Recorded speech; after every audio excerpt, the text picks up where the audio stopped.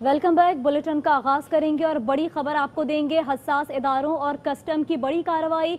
जराए के मुताबिक ईरान से गैर कानूनी तौर पर लाया गया 1 लाख टन तेल पकड़ा गया है। निजी ऑयल कंपनी का जहाज ईरान से स्मगल तेल लेकर कराची पहुंचा था। बात करेंगे अपने नुमाइंदे नजीर शाह से। नजीर, बताइए तमाम तर कार्रवाई किस तरह अमल में आई? बिल्कुल देखें, हसास इदारों और कस्टम हुकाम की ये बड़ी कार्रवाई है। इंटेलिजेंस इतला पर 1 लाख टन ईरानी क्रूड ऑयल पकड़ा गया है। कार्रवाई इसी हफ्ते के दौरान की गई है। ईरान से ऑयल की पाबंदी पर बाकायदा पाबंदी आयद है और इस दस्तावेजात में रद्दबदल करने के बाद बहरी जहाज को पाकिस्तान लाया गया था।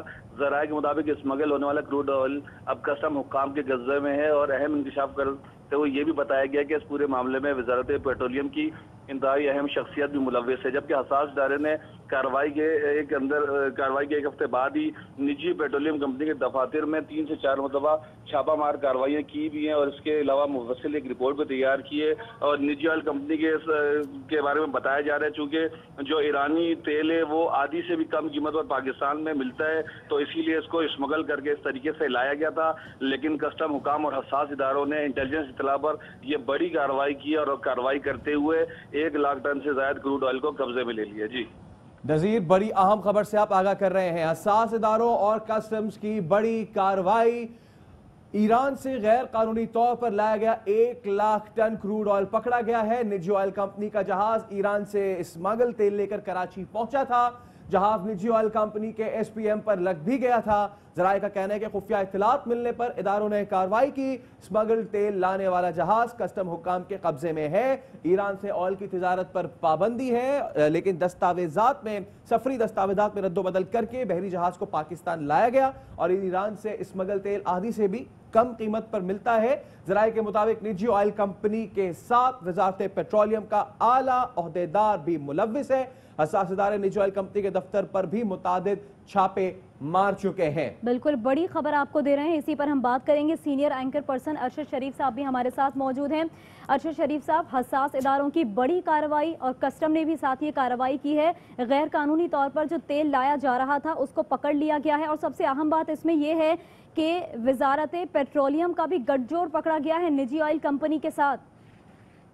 जी बिल्कुल, नजीर शाह ने ये एक इंतहाई अहम खबर दी है और पाकिस्तानी हुकाम ने जो इस हवाले से कार्रवाई की है ये पब्लिक पहली दफा हो रही है। इससे पहले पिछले माह कुछ यूरोपीय ममालिक हैं, उनकी तरफ से इंफॉर्मेशन पाकिस्तान को आई थी कि सैंक्शंस के बावजूद ईरान अपना तेल बेच रहा है और उसमें जो मोडस ऑपरेंडाई इस्तेमाल होता था कि जहाज तेल उठाते थे, एक और किसी और पोर्ट का करीबी नाम वहाँ पे डेस्टिनेशन दिखा के फिर रास्ते में कागजात चेंज होके मुख्तलिफ जगह पे वो तेल बेचा जाता था। इस हवाले से पाकिस्तान आने वाले चंद जहाज़ों की इंफॉर्मेशन भी हुकूमत पाकिस्तान के साथ शेयर की गई थी, जिसके बाद हमारे अथॉरिटीज़ इस सारे मामले के और देख रही थी। और नजीर शाह ने जो खबर दी है ये उसी की मुझे एक कड़ी नजर आ रही है, जिसमें कि स्मगलिंग को रोकना है और जो US सैंक्शंस हैं अगेंस्ट ईरान उनकी स्ट्रिक्ट एनफोर्समेंट की तरफ जो मामला जा रहा है ये उसकी एक और स्टेप है।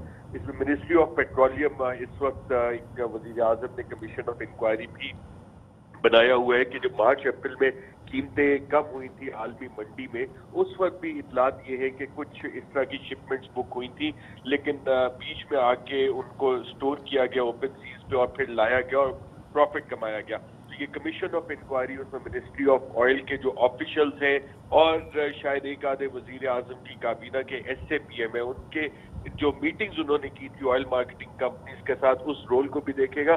और ये आज नजीर शाह की जो खबर है ये इंतहाई अहम है कि क्या उस दौरान भी ऐसा कोई मामला चल रहा था और उस वक्त कितना तेल ईरान से पाकिस्तान लाने की कोशिश की गई और उन जहाज़ों की कुछ इंफॉर्मेशन हमारे हुक्काम के पास, इंटेलिजेंस इदारों के पास मौजूद है। जी और अरशद साहब, कुछ दिन कबल भी जब पेट्रोल शॉर्टेज हुई थी उसके बाद तहकीकाती कमीशन ऑलरेडी इस पे काम कर भी रहा है, जैसे कि आपने जिक्र भी किया।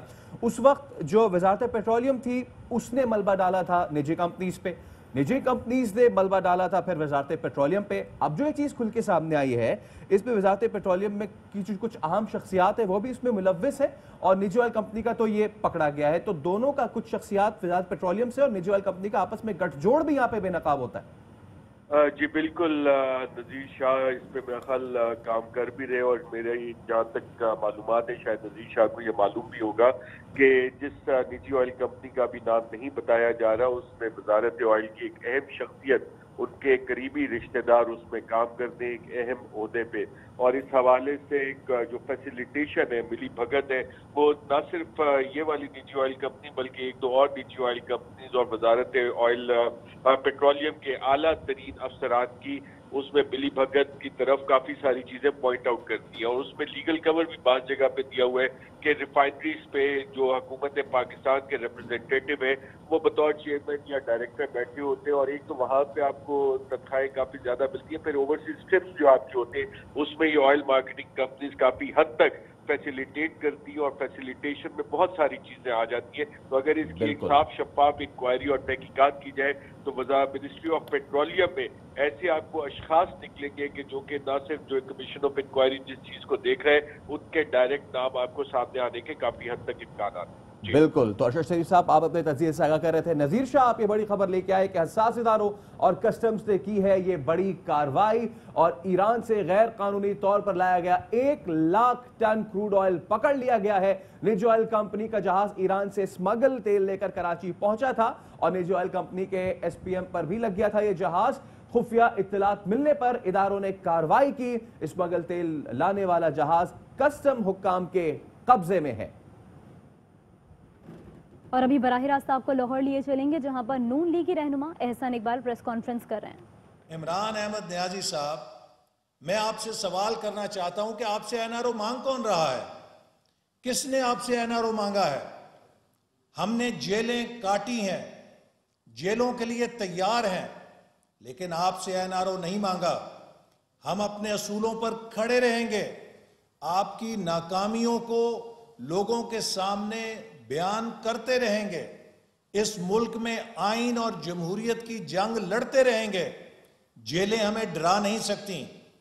ہم نے این آر او نہیں مانگا، ہم آپ سے این آر او نہیں مانگتے، لیکن خدا کے لیے پاکستان کے غریبوں کو این آر او دے دو، پاکستان کے مزدوروں کو این آر او دے دو، پاکستان کے کسانوں کو این آر او دے دو، پاکستان کے تاجروں کو این آر او دے دو، پاکستان کے نوجوانوں کو این آر او دے دو جن کا مستقبل گل کر دیا ہے، پاکستان کی ان خاتون خانہ کو این آر او دے دو